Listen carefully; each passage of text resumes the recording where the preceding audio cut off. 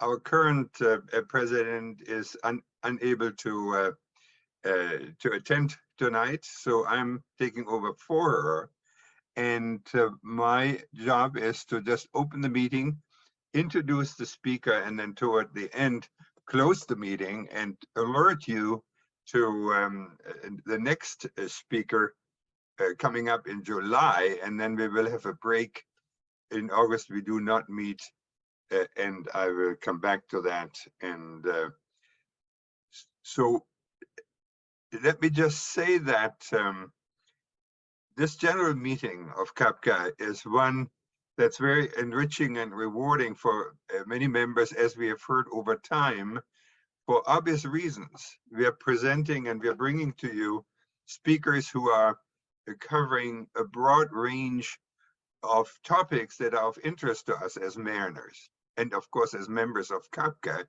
And we have guests with us, so it is of interest to our guests too. And I would like to welcome guests who are not CAPCA members or might be thinking of becoming CAPCA members.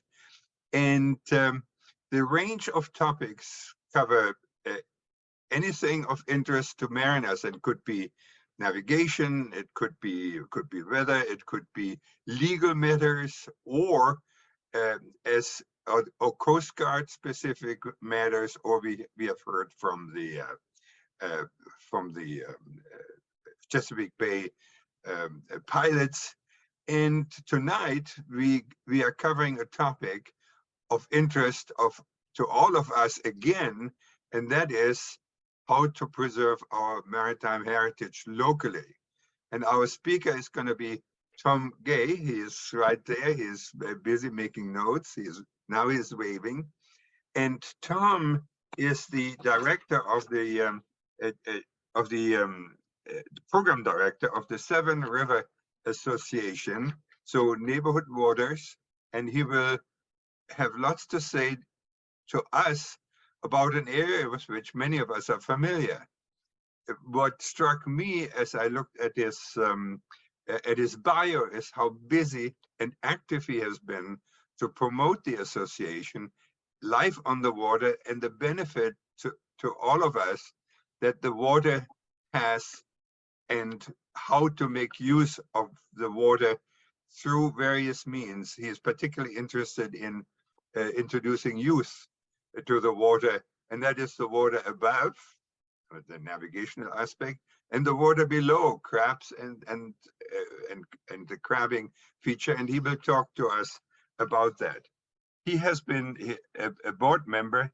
He has been communications director, program director, interim executive director, but most importantly, advocates the mission of the association to protect the Severn River so that everybody can enjoy fishing, swimming, crabbing, and recreational activities in and on the river.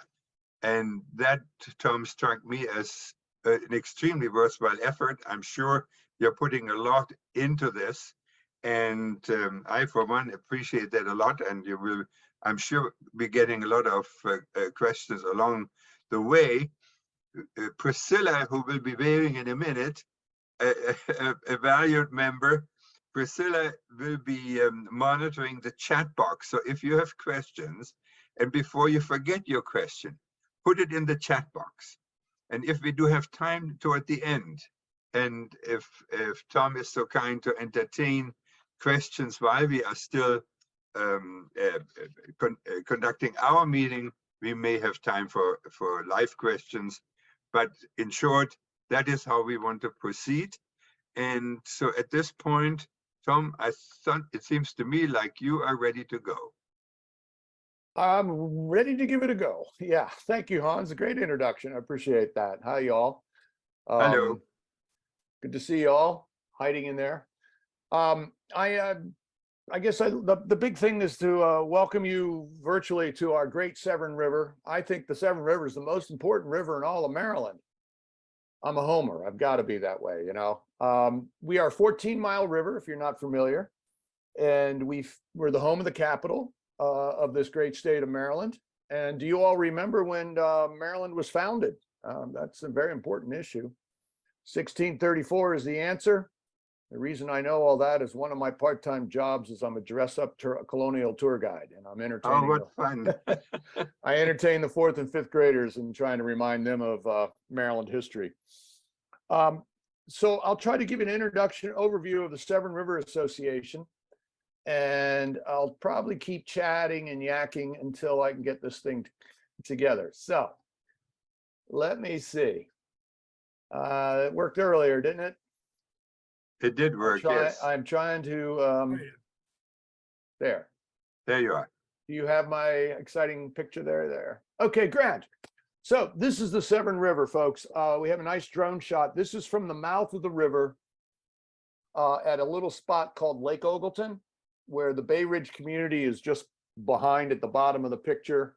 And looking in the distance, 14 miles upriver is the headwaters, which this river turns into the Severn Run environmental stream. It's a freshwater stream that originates up near Fort Meade, a little place called Lake Marion. And it's about 7 miles long or so, and then it dumps into the river. So what we're trying to do, we've set a new goal here at the Severn River. Just so you know, we are the oldest river protection group in all of America. We were founded in 1911. Wow. This is back in the day before we had sewer systems, before we had suburban sprawl that is now, now Maryland. Back in those days, the Severn River was primarily agricultural, and there were these enterprising development people starting to build little summer cottages on the banks of the Severn River. And they were trying to lure the Baltimore residents to come down little cottages to enjoy fishing and swimming and a break from the city. We have been continuous operating from 1911, and I've been on the board, like you said. I've done a lot of things trying to promote the river. For a while, I was running the whole program by myself. Recently, we've been able to do a little fundraising, and now we have some real staff on board. We have a new executive director, Jesse Iliff, is running the show now. I'm still the program manager. My job is to run water quality monitoring programs, which is primarily what you hear about, but I also have a youth program. We call it the Floating Classroom. The Severn River is also heavily invested in oyster restoration. So I'll be wanting to chat about that a little bit. And going into the future, we're going to be investing more and more energy into stream restoration and stormwater mitigation work. So we've hired a fellow to be our restoration manager, and his job will be go, over here and work with communities. Can you see my little cursor? And the stormwater is the number one problem. Where's the stormwater come from? It comes from the land. It comes from us. It comes from impervious surfaces. And over time, over the last 100 years or so, some of our streams have become badly degraded. And our number one source of pollution problems in the Severn River, just like in the Chesapeake Bay itself, is stormwater runoff. So that's the guy we're battling. And I've been talking and delaying because I'm trying to figure out how to get this PDF to move. There we go. So we have a new vision. We want to have a thriving river. This is the little sales pitch, folks. And then just to let you know, we have a vision, mission, like a lot of groups. We're trying to be community. We have all kinds of communities on this river, all these neighborhoods. I live in one of them. I'm in one of the what we call a water privilege community.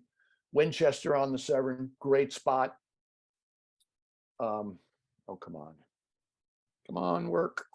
Oh, there we go. So there's Jesse Iliff on the left. We've got Ben, the restoration manager, Tom Gay, that's me. And then we have Sarah Winchester, operations. Sarah and I coordinate a lot. We have a lot of volunteers are cycling through our programs to help us out to collect water quality monitoring data. And we have programs that connect. Anyway, water quality monitoring is a big deal for us. We have a floating classroom, which is basically for middle school students, and we're reaching out to underserved kids in Annapolis and in Baltimore. We have a program called Marylanders Grow Oysters, in which we go out to 400 local people who have access to a pier, and they help us grow oysters. It's an educational program for them. We bring all their oysters every June to a certain spot on the river, and we are able to really actually restore oyster reefs. And I'll talk about that in a second. Ben's going to be working on that second button, restore. He's going to be doing uplands. These are streams. These are stormwater projects on lands, parking lots, houses, community, wherever stormwater is beginning. And we have a major oyster restoration work, a program going in addition to Marylanders Grow Oysters. I'll show you a picture of that. And then the other part, protect, is the, the sort of, this is where Jesse Eiliff's experience comes in really handy, because there are times we have to advocate for the river through legislation, regulation, other kind of development programs. We need some legal help. Jesse is an environmental attorney, so his skills come in handy for that project. So I want to start off by talking about our water quality monitoring program. You can see on the map on the right, all those little dots, that little chicken pox. Those are our monitoring stations within the Severn River watershed. You can see at the bottom left-hand corner of the mouth of the river, 3 dots. That is Lake Ogleton. That's where the Bay Ridge community is. And then coming up, you see 5 dots in a creek. That's Back Creek. That's the city creek. That's also where our headquarters are. Across the mouth, you'll see Sandy Point State Park on there, and you see all those dots. Those are the creeks of the Whitehall Bay area. And then coming up river, north of the Navy Academy, you start to see a lot of dots, and those are where we collect water quality monitoring. We do it every week from April, excuse me, April through the end of October. And we are a certified monitor from the Chesapeake Monitoring Cooperative. They're our scientific background. We follow their protocols. We share all of our data with them, and they share it with the regulatory, scientific, academic communities. So when we work with our volunteers, and you get to picture here some of our volunteers, we put together crews, and we have a couple of roles. We have the lady on the left there. She's our dipper. We are using what is known as YSI equipment. YSI is just Yellow Springs, Ohio. That's the company that makes the stuff. At the end of that cable, that's a 10-meter cable, we have probes, and those probes measure, and this is what the lady in the middle is recording. We are tracking the temperature, dissolved oxygen, pH levels, salinity, and the people on the right there are collecting clarity data, and we use a Secchi disc to collect clarity. We do this a lot of out there every day, and what we're trying to do is we're trying to get a really big picture of the health of our river. We don't have any data before 2018. There isn't really. DNR has one station, that was the best we had for years, but now we have added 52. And we are out there every week. What we've been able to do by doing this is we've been able to determine that there's a huge dead zone area in the Severn River. And you can see here in this area outlined in red. This is where we have persistent evidence of dead zone activity. This dead zone is water with less than 2 milligrams per liter of oxygen. When oxygen levels fall that low, that's what causes fish kills in our river and in the bay. Fish get caught in low oxygen water and they suffocate. This picture here comes from 2020, 2021. The dead zone area was particularly persistent that year. We calculated that this square mile area is over 5, close to 6 square miles. That's larger than the town of Denton, Maryland. And that was a particularly bad year. But this is the first time anybody's been able to actually track it, because we're in these creeks every week. It would be even better if we could do it every day, but we're not there yet. It's quite a mission to be able to do this on a weekly basis right now. And sorry for the fuzzy graphic, but dead zones that the Chesapeake Bay suffers from as well, but dead zones are created by stormwater runoff, and the pollution is nitrogen and phosphorus. Those are the 2 elements that give us most of the trouble. And the problem with nitrogen in particular is that in the water column, in the water, we are supposed to have algae. Algae are a natural organism that belongs in the river. They're part of the food chain. Oysters, barnacles, clams, fish, they like to eat algae. But when you get too much of a good thing, you get what is known as an algae bloom. And you can see that over here on the right side of that sort of fuzzy eutrophication chart. Sorry about that. It looked great on a small screen. But anyway, what happens is, especially in the spring, when the water starts to warm up in the springtime and you get lots of light, just like all of your trees in your backyard and all your bushes start to explode with greenery, right? They start leafing out. Well, that's what algae depend on. They want to have warm water, lots of sunlight, so they can start growing, and they go through the photosynthesis process. But the problem is, nitrogen is like junk food for algae.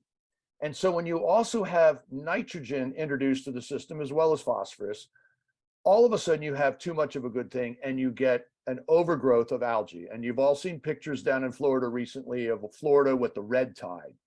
In our system, we don't have red tide. We have something called a mahogany tide. It literally turns our river red. And in spring of 2020, the entire Severn River turned red, or really a kind of an orangey brown, orangey red.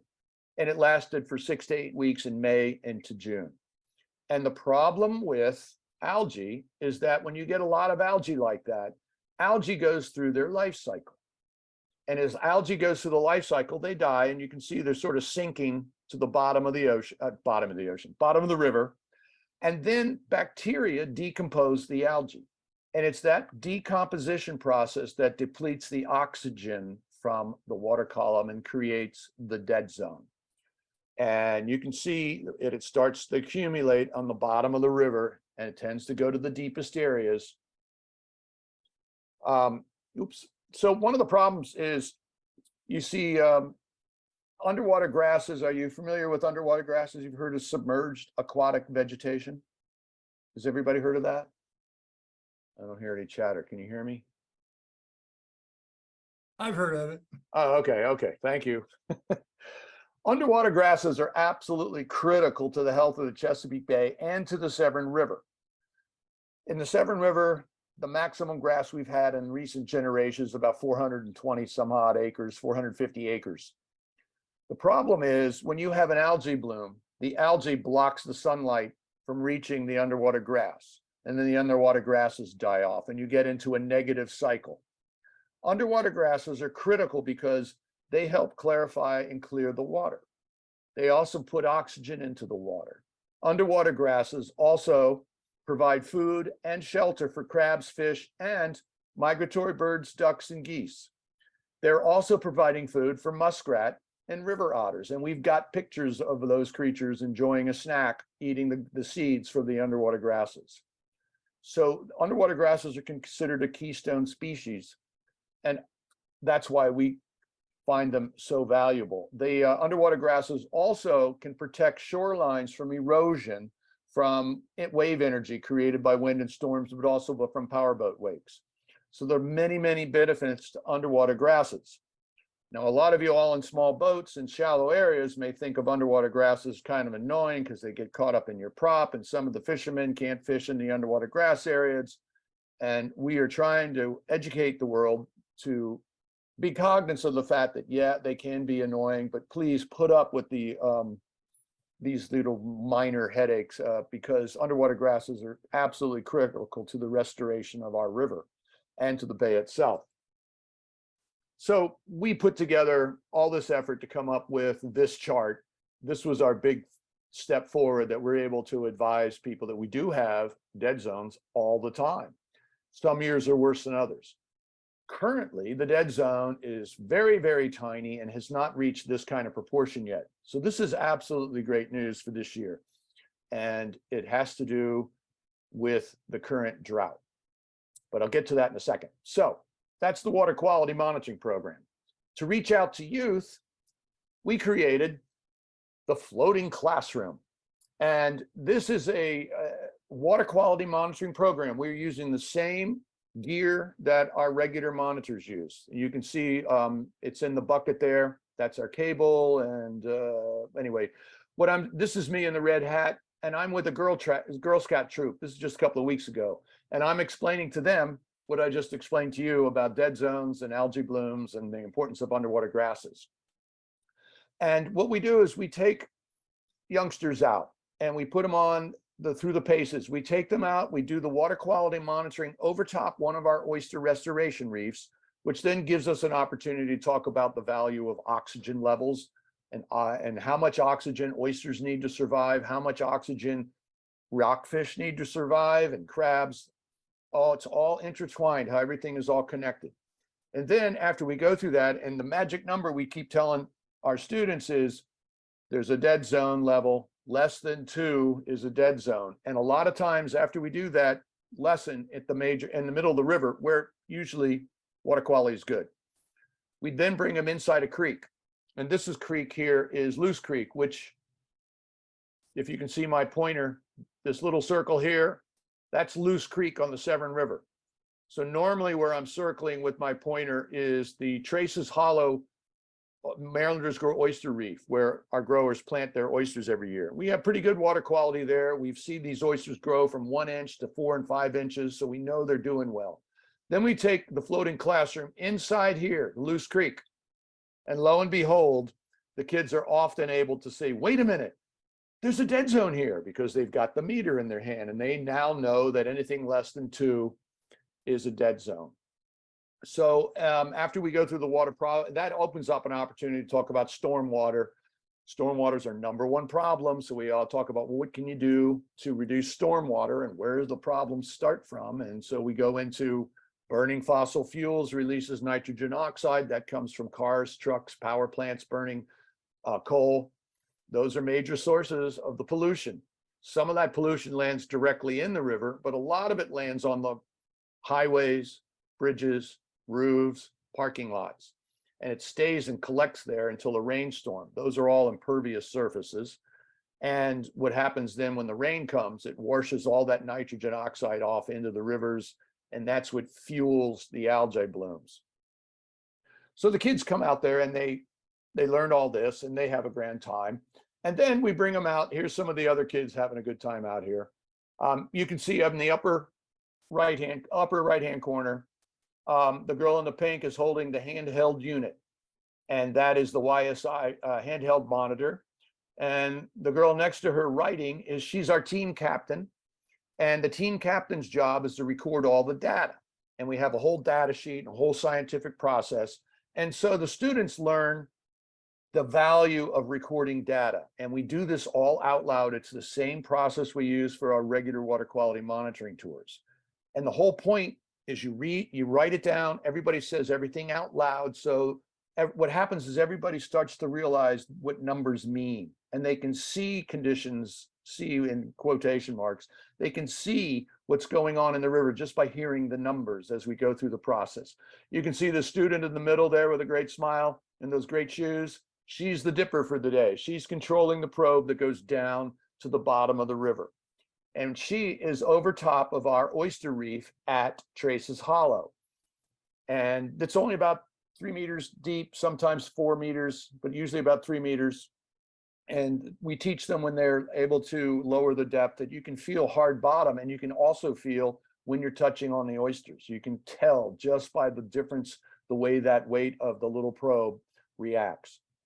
And then this young man here on the right, we were completing our our water quality project. We bring up the anchor, and the anchor brought up one of the oysters. So we got they all got to handle the oyster from the reef. The lady on the left, she's another, her name was Summer, and she was having a great time. And I just thought that was a great smile. She was doing the team leader role, which is writing down the data. And we tell all the students, as well as our monitors, the most important person on the boat is the team leader, because that person is writing down the data, and the data is most important on the river. So if we have a problem and the boat sinks, it's our job to get the team leader to shore so we can save the data. And they all get a giggle out of that one. So that's the floating classroom. We've been doing that for 3 years now. Last year, we worked with the City of Annapolis Recreation Department. We work with communities up and down the river. So we're reaching out to everybody. This year, we're working with the Boys and Girls Clubs of Annapolis and with the Annapolis Police Department. They both have summer programs for students. And we usually do this on Tuesdays, getting out on the river.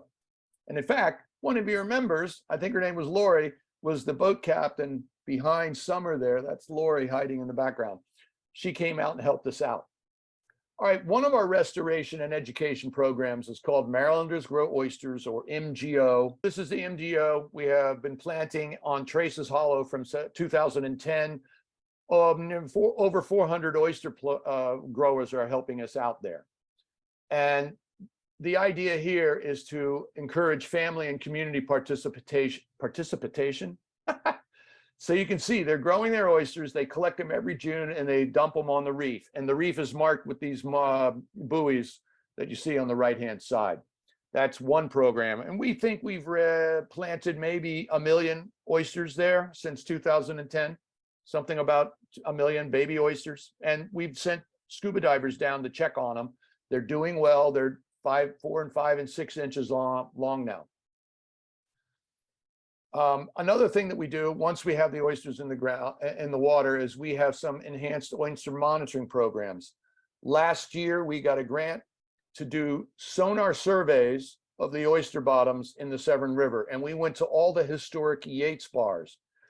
In 1911, the state of Maryland hired a fellow named Yates, and he surveyed all the oyster bars in 1911 in Maryland Chesapeake waters. He included the Severn River, and we have all those charts, so we know where those oyster bars were. In 1911, we had 25 commercially viable oyster bars.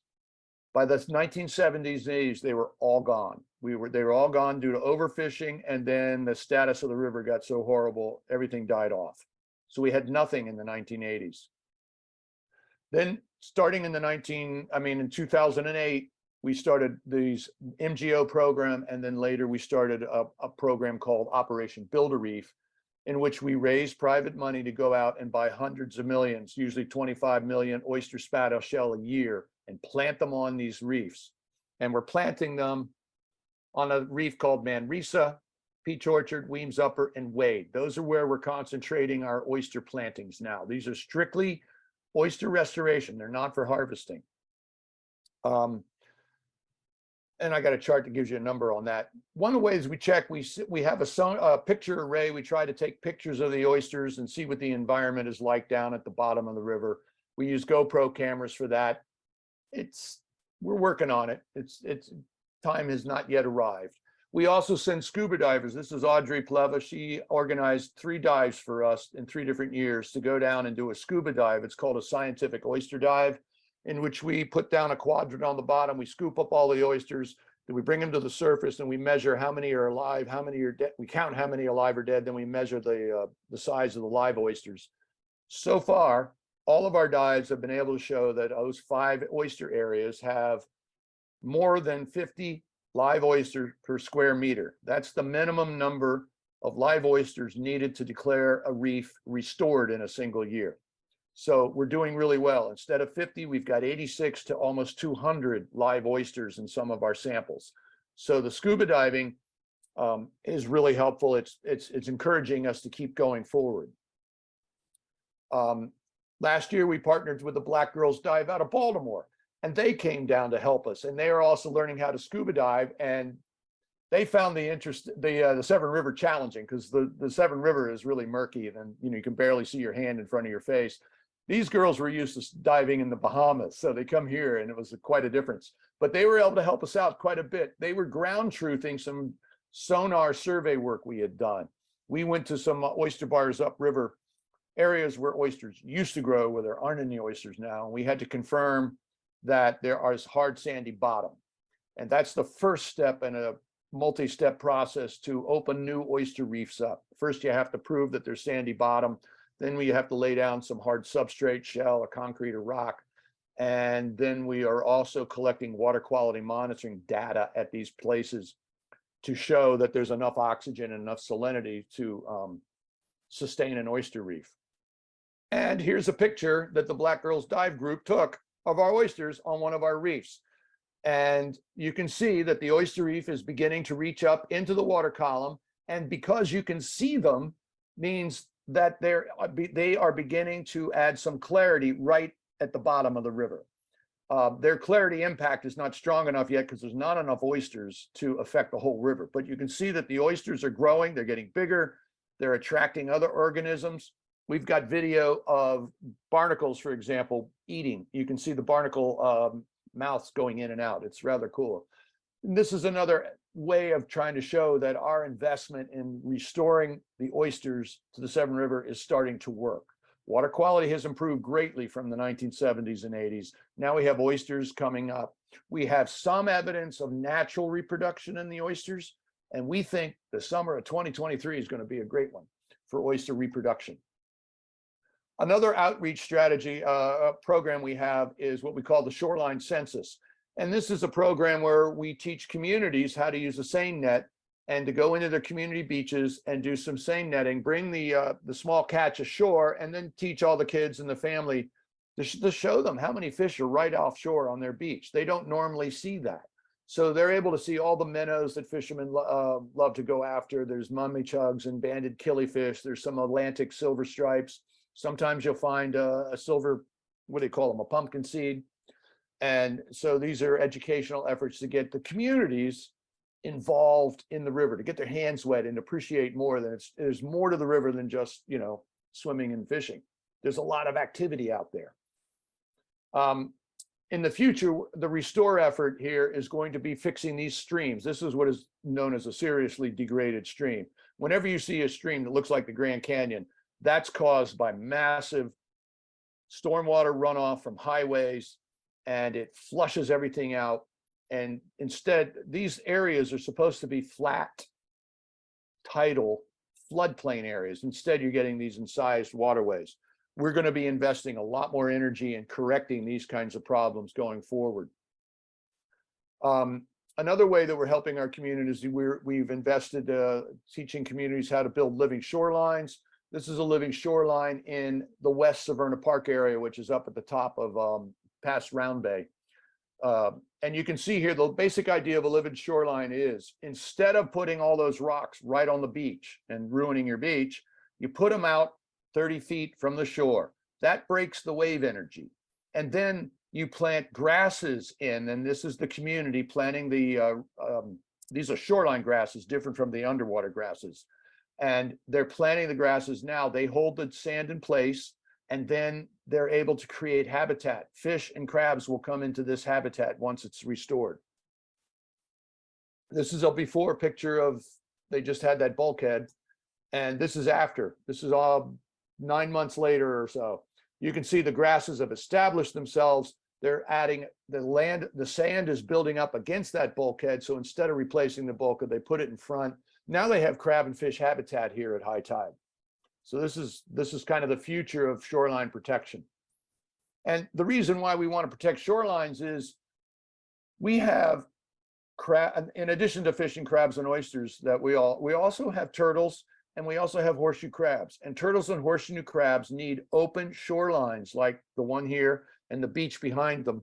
They need those areas for nesting. So it's important to leave some open shoreline in our river. If all you have is bulkhead and revetment, then you lose your turtles and your crab population. All right, the Operation Build a Reef. This is a big program. It's a big brother to the Marylanders Grow Oyster program. We got involved in 2018. We raised some $30,000, and we bought outright 45 million oyster spat on shell, and we put them on this boat. This is the Robert Lee. It's the oyster depository boat, and they have a giant mound of oysters. They flush them off. You can sort of see behind the sign, there's a big water hose, kind of like a fire hose. And they flush the oysters off the side of the boat and into the oyster reef. So in 25, we did 45 million one year and then 17 million. So anyway, we came up, we think it's about 134 million oyster spat on shell that we planted. And we think we are getting restoration levels because we send divers down to check how many oysters are still alive.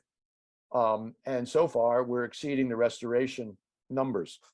But 134 million oysters, even at 3 years old, are not enough oysters to have an impact yet on filtering and cleaning our river. We think we need 1.3 billion mature oysters in the Severn River. And if we can get to 1.3 billion, we could have a major impact in clarifying and cleaning this river, where the oysters could do the work that they used to do back in the John Smith era. They could clean and filter this river in a week. That's the goal.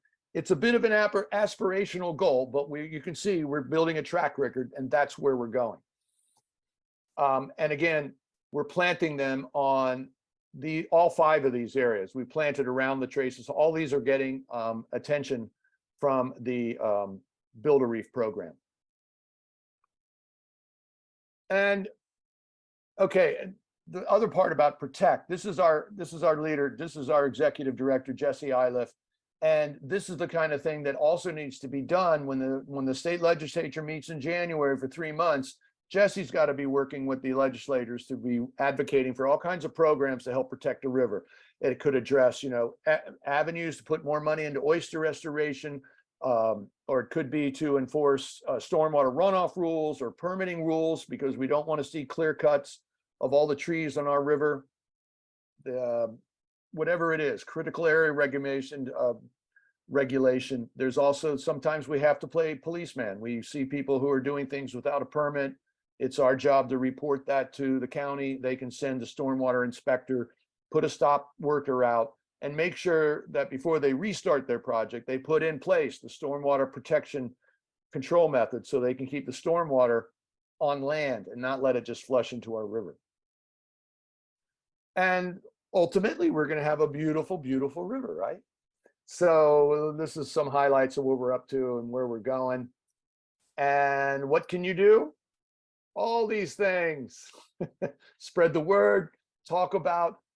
The most important thing you all really can do is to try to look in your backyard and find areas where stormwater is rushing into the street. And if you can somehow divert that water, either using a rain barrel or creating a little rain garden in your yard, and have that water stay in your yard and percolate through the grass. Because if water percolates through the ground and then goes into the groundwater, that percolation process takes the nitrogen out of the picture and then cleans the water. So by the time it does hit the Severn River, the Chesapeake Bay, it's been cleaned up and it doesn't have the nitrogen problem, which leads to algae blooms, which then leads to dead zones. So that is my presentation. Are there any questions? Did I cover anything that you would like to know more about? We have one question on the chat. There may be others for people to turn on their mics and chime in. But Sure. The question is there a public website where water quality information is available from the water quality program? Oh, thank you. Excellent question. And yes, Thank there you, is. Terry and Peggy. All of our data is made available through something called the Chesapeake Data Explorer. And if you just Google that, you'll find it. It is run by the Chesapeake Monitoring Cooperative, funded by EPA. We are a certified monitor and we do an upload, but it's an annual upload right now. So our data from 2018, 19, 20, 21, and 22 is up, but we're only collecting the 23 data right now. And so the 23 data is not available just yet. But we run some social media stories from time to time as I give periodic daily updates. They're little snapshots. We go out Wednesday, Thursday, and Friday morning to track this data. And it's because of that and my experience on the river, I guess. But we started noting last August that the salinity level in the Severn River has greatly increased from normal times. And this is important because we're so heavily invested in oysters. We're trying to get a giant pile of oysters in our Severn River. And when the magic conditions come along, the oysters will turn the lights down. They'll turn the music up. They may light a candle, right? And the moon's coming up and they'll get frisky and they could have a major reproduction event called the spawn. And oysters can do that when the water is more than 72 degrees, which no problem there. We got that. But the critical factor is that the oysters have to have, salinity levels that are better than 10 parts per thousand. Normally in the Severn River, we are in a 6 to 8 range, which is why on normal years, there's not a lot of reproduction in the Severn River. But when conditions are right, and it started last year in late August, when we started recording levels of 10 to 12 to 15 parts per thousand in the Severn River, all of a sudden we got excited because we realized this is going to be the year. So last year ended with high levels of salinity. We got out there in April, first week of April. And normally salinity should be 4 to 5 to 6 levels and was already at 8. And now in the last 2 weeks, salinity levels have exceeded 10 parts per thousand, right on top of the oysters. And we know this because we're there every week recording the oxygen, the temperature, the pH, the temperature, and the salinity levels. So last week we had 11.5 or so parts per thousand conditions for the oysters. So this should be a big year for oysters. Why are we having suddenly high levels of salinity? We can thank the drought. We didn't know it last year, but there was a drought condition starting, and it was more prevalent down in the northern neck of Virginia. They already had drought conditions in the northern neck counties. We didn't notice it so much here in the Severn River because we seemed to get rain and it was all that. And talking with the watermen, they were saying, oh yes, what we're noticing is the flow of the Potomac and the Rappahannock rivers are both greatly diminished. This was last August. And whenever those are freshwater rivers, and when that flow of those rivers is diminished, that allows the impact of the Atlantic Ocean to creep in and go much further up northern waters into the Maryland waters of the Chesapeake Bay. So the impact of the Atlantic Ocean is being felt all the way into the Severn River right now. The negative of the drought is, well, farmers don't like it. People on wells don't like it. There's some negative impacts. But if you're an oyster, this is great news. So there's always this yin and yang with the environment. We're also, so anyway, at the end of this year, we plan to do more of these, what we call a scientific oyster dive with scuba divers. We're going to do this in September. We're going to be going down to check on how the oysters did last year. We have 25 million oysters we planted last year. So we're going to be checking on them and at the 1 year mark and see how they're doing. And we're also going to be going out and looking for evidence of natural reproduction. We have some anecdotal evidence that it does happen. It just doesn't happen a lot in the Severn River, but this is our year, we think. One of the other pluses, by the way, of a drought condition is that with the drought, there's less rain and therefore there's less stormwater runoff, right? So because of the reduction in stormwater runoff, we've also seen a reduction in nitrogen. The algae bloom activity, this is anecdotal just from our observations week to week, there is dramatically less algae bloom activity this year. And we are seeing some spotty indicators of dead zones in the northern parts of our river, Round Bay, if you guys are familiar with our river, but further up the river, we're finding some spotty examples of dead zones. These are dead zones. This is where the oxygen level is less than 2, and it's actually less than 1. It's 0.05, which is considered anoxic. It's no oxygen. Those conditions are just on the bottom half meter to a meter on the bottom of the river. Last year, when we had bigger problems, the dead zone was 4 and 5 meters tall. Right now, it's just limited to a meter, just on the very bottom of the very deepest areas. This is much better news for our river this year. So another impact of the drought is that we have much higher levels of oxygen. So our oysters are happy, the rockfish are happy. And the only problem with all this is we're starting to see sea nettles already, and it's only June, but they like salty water and they come up and express themselves in salty conditions. So this is probably not going to be a great swimming year if you're not a fan of sea nettles.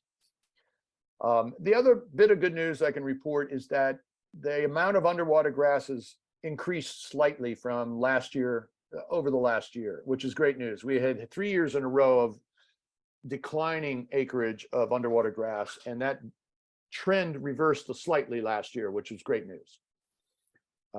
So thanks for that question. Sorry for the long answer. Anything else? I can't hear you.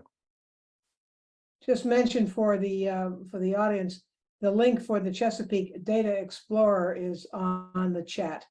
Oh, good. Thank you. Thank you, Dave.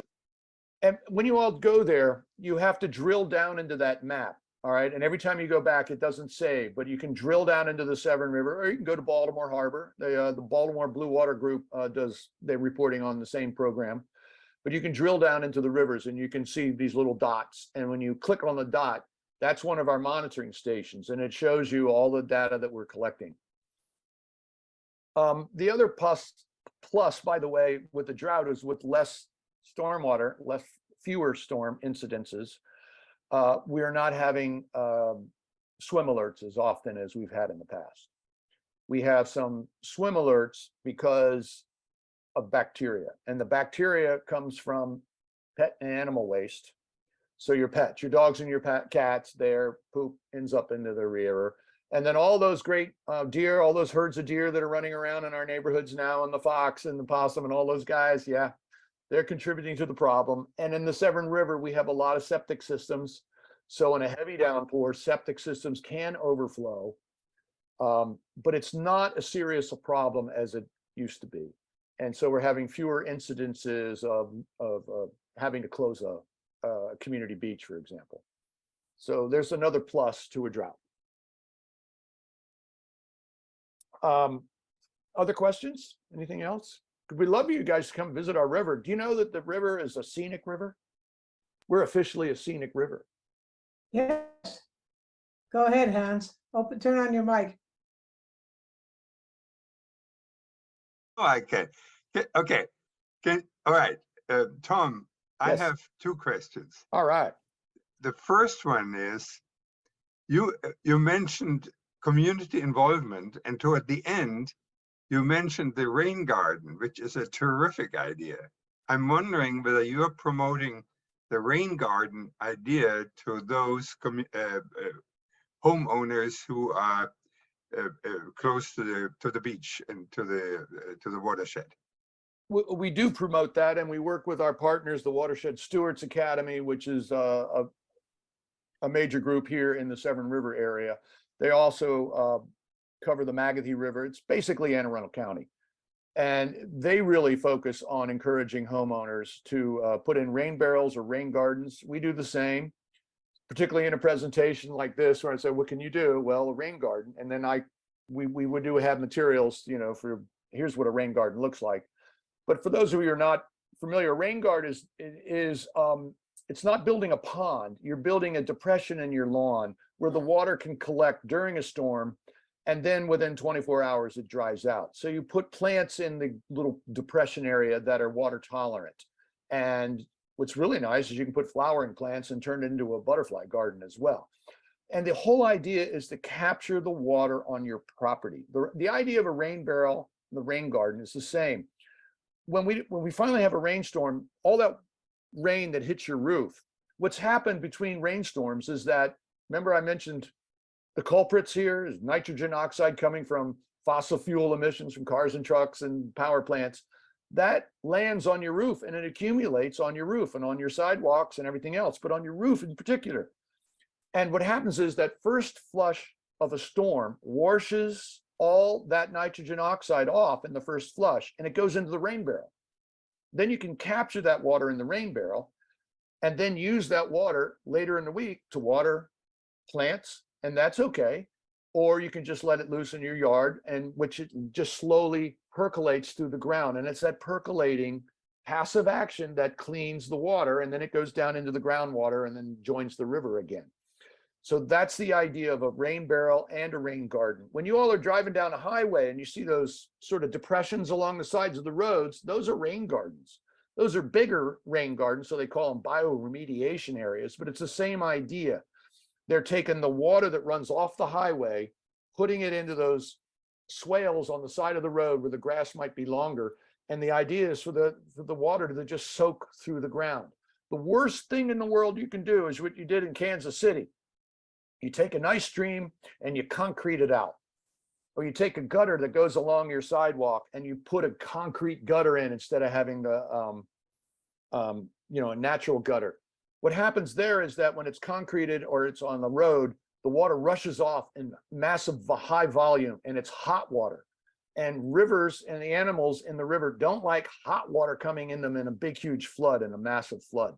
So the idea of rain gardens and remediation gardens and all the other techniques that people are using, the idea is to capture the water, slow it down, let it then settle into a pond or a rain barrel, and then let all that water percolate through the ground. If you're a gardener, man, you save your rain barrel when you have a real drought. You don't want to get another water bill. So you can use the rain barrel to water your vegetables. And that's a great way of doing it. So long answer again. Sorry, Hans. What was your other question? Yeah, my second question, Tom. We had a speaker earlier this year, a creative, wonderful young woman who was and is the river keeper of the Chester River. Oh, okay, And, yeah. and my question is, are you collaborating with river keepers that at least are nearby, near the Severn River? Well, we'll cooperate as much as we can, but we're all sort of local, right? She's protecting the Chester and I'm in the Severn. And you're But we, busy, yeah. yeah. But we're all supportive of each other in a bigger, go, we cheer each other on. Now, technically, the Severn River Association is not a river keeper. We don't hold that title, but we're doing all that same work. We just don't own the franchise to be calling ourselves river keepers, but we're doing the same kind of work. We have aggressive water quality monitoring programs, and we have advocacy roles. We're patrolling our river. We're doing things. We do have a river keeper on the Severn River, and it's called the Severn River Keeper. They're concentrating on doing all those stream restoration projects. That big picture of that inside stream, that's their specialty, and they're doing a lot. They do that kind of work. And so we're picking up the other. So in that way, we were cooperating. We're doing the water-based work. Yeah. Thank you, Tom. Sure. Tom, I noticed on that shoreline restoration, there was one slide there where it looked like there was a bunch of stakes and looked like string crisscrossing the new vegetation. Oh yeah. Is that to keep something out of there while it grows? It's to try to keep birds out of there. It's to discourage birds from coming in and eating the grass when it's young. Ah, okay. That's why they put them in there. After the grasses have matured and they've really taken hold, then you don't need to keep the birds out so much. But at first, the birds are a challenge to a newly planted grass. Just like you throw grass seed out in your front yard today, and the next thing you know, the robins are eating that $20 worth of grass. I'm like, wait a minute. So, yeah, we're all in competition in a way out there. Yeah, I was just wondering what it was that would be getting in there. So that makes sense. It's mostly to keep the birds out, and it's obvious to keep people from tramping over the grass too, but it's mostly the birds. So one day we're also looking at all of our osprey on the Severn River.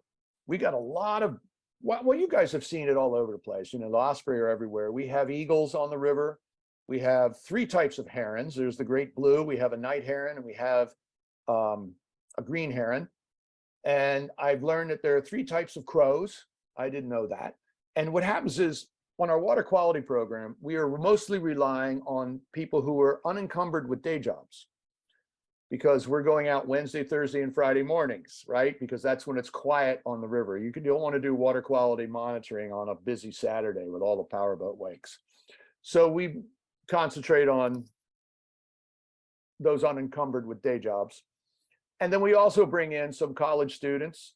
We have created 3 or 4 internships for college. 3 college kids are working with us this summer, and a high school student as well. They're learning the basics of water quality monitoring, what it means to run it, how do you coordinate with all the boat captains who are helping us out, with all the volunteers who join our crews every week. Then they go out, they learn the process of collecting all the data. Then we have to take all that data, go back to the office, sit there and upload the data into an Excel spreadsheet. So that's a bit of a manual chore. And then we manipulate the data. Once we have enough of it, we can say, hey, here's a chart of the Severn River this year compared to last year at this site. And here's a graph that shows the difference in salinity levels, for example. So we we have fun with the kids and with the grown-ups. And it's because of hanging out with those people who have the time to help us out Wednesday, Thursday, and Friday mornings that I learned about green and herons and yellow herons, because people come in with all their different backgrounds. They have all these experiences and interest levels. And so you're meeting new friends out on the river. You're getting a morning's worth of outdoor sunshine. You're exploring your river. And we've broken down our river into 5 sections. So over time, all the volunteers, and they tend to live in our river system, all the volunteers get to explore the entire river. Most people who live on the river, and any river, know their local creek or their local community, and they go to Annapolis, or they might go over to St. Michael's, and that's all they see. But when they're on the boat with us, we're going inside each creek, and you get a whole different experience. And so people talk about all the things they're interested in. And, I'll tell you the story about why we're related to Tycho Brahe and the 16th century astronomer, if you guys want me to go on. I would be interested, but maybe another day. Another day. It's a longer story. Yeah. We have another question Yeah. from Dave Oler. How do the newly grown oysters do with respect to the diseases that were killing oysters? Well, we are fortunate in that we have not had serious outbreaks of disease on our oysters in recent years. And one of the problems back when the disease was a big deal was water quality was also much poorer than it is today. And so with the poor water quality and hot water and the environment, we had bigger disease problems a few years ago. But since we've been monitoring our oysters in 2010, we have not picked up any incidents of disease, which is great news for the Severn River. I was at the Oyster Alliance conference in September. We're a member of the Oyster Alliance. And one of the scientists was explaining that the oysters have evolved a tolerance for these diseases. So when the diseases come through, like we're developing a tolerance to COVID, oysters are developing a tolerance to dermo and the other diseases. So they're actually able to survive outbreaks of disease, or they're resistant to it. So it's not as serious of a problem in recent years as it was a few years ago. Okay. We have Why another they question. genetically created that resistance, it's beyond me. I didn't get through genetics in college. It was a tough one. I mean, I made it, but it was hard. Another question. You mentioned comparing data as it's collected. What's the impediment to getting current year water quality data on the Chesapeake Data Explorer so that it's more widely available? There's a couple of issues, and we're trying to figure out how to make it more up to date. The Chesapeake Data Explorer was created, my understanding is that it was created as a data sharing platform for research. And as soon as we all the river groups like ourselves started uploading, we asked the same question. Hey, how can I use that to give a little picture? And it turns out the Data Explorer was built for a different purpose. It wasn't built for that community outreach communication piece. So we're trying to solve that problem. It's not readily available. The big hindrance for us right now is really the data uploading process on our end.